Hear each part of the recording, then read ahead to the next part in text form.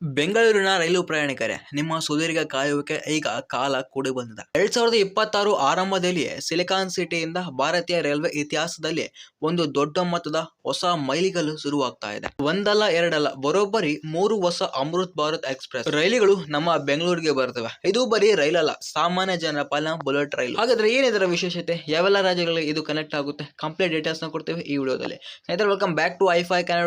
ನಾನು ನಿಮ್ಮ ವಿಕಿ. ಸ್ನೇಹಿತರೆ, ನಮಗೆಲ್ಲ ಒಂದೇ ಭಾರತ್ ಗೊತ್ತು, ಅದು ಐಷಾರಾಮಿ ಹೈ ಸ್ಪೀಡ್ ಮತ್ತು ಎಸಿ ರೈಲು. ಆದರೆ ಸಾಮಾನ್ಯ ಜನರಿಗೆ ಮತ್ತು ಮಧ್ಯಮ ವರ್ಗದವರಿಗೆ ಅದೆಷ್ಟೋ ಟಿಕೆಟ್ ದರ ಭರಿಸುವ ಕಷ್ಟವಾಗ್ತಾ ಇದೆ. ಇದನ್ನೇ ಗಮನದಲ್ಲಿಟ್ಟುಕೊಂಡು ರೈಲ್ವೆ ಇಲಾಖೆ ತಂದಿರೋದು ಈ ಅಮೃತ್ ಭಾರತ್ ಎಕ್ಸ್ಪ್ರೆಸ್. ಇದು ಕಂಪ್ಲೀಟ್ ಆಗಿ ಸ್ಲೀಪರ್ ಮತ್ತು ಜನರಲ್ ಕೋಚ್ ಹೊಂದಿರುವಂತಹ ಹೈ ಸ್ಪೀಡ್ ರೈಲು.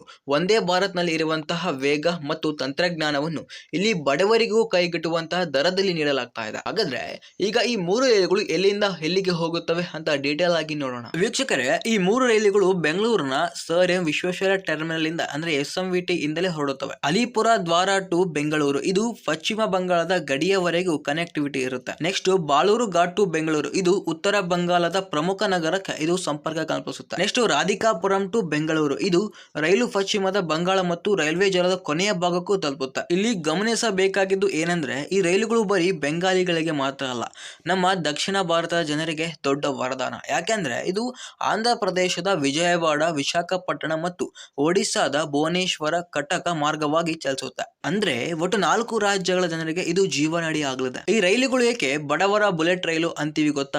ಫುಲ್ ತಂತ್ರಜ್ಞಾನ. ಈ ರೈಲಿನ ಮುಂದೆ ಒಂದು ಇಂಜಿನ್, ಹಿಂದೆ ಒಂದು ಇಂಜಿನ್ ಇರುತ್ತೆ. ಇದರಿಂದ ರೈಲು ಸ್ಟಾರ್ಟ್ ಆಗುವಾಗ ಪಿಕಪ್ ಮತ್ತು ಬ್ರೇಕ್ ಹಾಕುವಾಗ ಜರ್ಕ್ ಆಗಲ್ಲ. ಇನ್ನು ಸಮಯ ಕೂಡ ತುಂಬಾ ಉಳಿತಾಯ ಆಗುತ್ತೆ. ಇದು ಗಂಟೆಗೆ 130 ಕಿಲೋಮೀಟರ್ ವೇಗದಲ್ಲಿ ಚಲಿಸುವಂತ ಸಾಮರ್ಥ್ಯ ಹೊಂದಿದೆ. ಇನ್ನು ಇಂಟೀರಿಯರ್ ಬಗ್ಗೆ ಮಾತಾಡೋದಾದ್ರೆ, ರೈಲಿನ ಒಳಗಡೆ CCTV ಕ್ಯಾಮೆರಾಗಳಿವೆ, ಸೆನ್ಸರ್ ಬೇಸ್ಡ್ ಟ್ಯಾಬ್ ಗಳಿವೆ ಮತ್ತು ಸುಧಾರಿತ ಸೌಕರ್ಯದ ಸೀಟುಗಳಿವೆ. ಪ್ರತಿಯೊಬ್ಬ ಪ್ರಯಾಣಿಕರಿಗೂ ಚಾರ್ಜಿಂಗ್ ಪಾಯಿಂಟ್ ಕೂಡ ಸೌಲಭ್ಯ ಇದೆ. ಇದು ಟಿಕೆಟ್ ದರ ಮತ್ತು ಸಾಮಾನ್ಯ ರೈಲಿಗಿಂತ ವ್ಯತ್ಯಾಸ. ಹೇಗೆ ಗೊತ್ತಾ? ಇನ್ನು ಟಿಕೆಟ್ ವಿಷಯಕ್ಕೆ ಬಂದ್ರೆ, ನೀವು ಸಾಮಾನ್ಯ ಎಕ್ಸ್ಪ್ರೆಸ್ ರೈಲಲ್ಲಿ ಎಷ್ಟು ಹಣ ಕೊಡ್ತೀರೋ ಅದಕ್ಕಿಂತ ಕೇವಲ 15-20% ಜಾಸ್ತಿ ಅಷ್ಟೇ. ಅಂದ್ರೆ ಕಡಿಮೆ ಖರ್ಚಿನಲ್ಲಿ ಅತ್ಯಂತ ವೇಗವಾಗಿ ನಿಮ್ಮ ಊರು ಕೂಡ ತಲುಪಬಹುದು. ಉದಾಹರಣೆ ನೋಡಿ, ಬೆಂಗಳೂರಿಂದ ಕಲ್ಕತ್ತಾ ಕಡೆ ಹೋಗುವವರೆಗೆ ಇದು ಪ್ರೈವೇಟ್ ಬಸ್ಗಿಂತ ಅರ್ಧದಷ್ಟು ಕಡಿಮೆ ದರದಲ್ಲಿ ಸಿಗುತ್ತೆ. ಹಾಗಾದ್ರೆ ಇದು ಉದ್ಘಾಟನೆ ಯಾವಾಗ ಆಗುತ್ತೆ? ಜನವರಿ 17 ಅಥವಾ 18ರಂದು ಪ್ರಧಾನಿ ಮೋದಿ ಅವರು ಈ 3 ರೈಲುಗಳಿಗೆ ಹಸಿರು ನಿಶಾನೆ ತೋರಲಿದ್ದಾರೆ.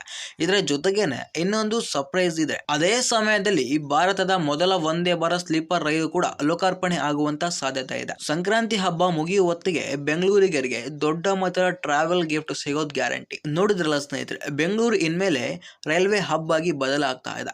ಈ 3 ರೈಲುಗಳಲ್ಲಿ ನೀವು ಯಾವ್ದಾದ್ರು ಪ್ರಯಾಣ ಮಾಡೋಕೆ ಬಯಸ್ತೀರಾ? ತಪ್ಪದೇ ಕಮೆಂಟ್ ಮಾಡಿ. ಈ ಮಾಹಿತಿ ನಿಮ್ಮ ಫ್ರೆಂಡ್ಸ್ ಮತ್ತು ಫ್ಯಾಮಿಲಿಗೆ ಉಪಯುಕ್ತ ಅನಿಸಿದ್ರೆ ಶೇರ್ ಮಾಡಿ. ಕರ್ನಾಟಕದ ಇಂತಹ ಲೇಟೆಸ್ಟ್ ಅಪ್ಡೇಟ್ಗಾಗಿ ನಮ್ಮ ಐಫೈ ಕನ್ನಡ ಚಾನಲ್ ಸಬ್ಸ್ಕ್ರೈಬ್ ಆಗೋದನ್ನ ಮರಿಬೇಡಿ. ಮತ್ತೆ ಸಿಗೋಣ ಮುಂದೊಂದು ವಿಡಿಯೋದಲ್ಲಿ.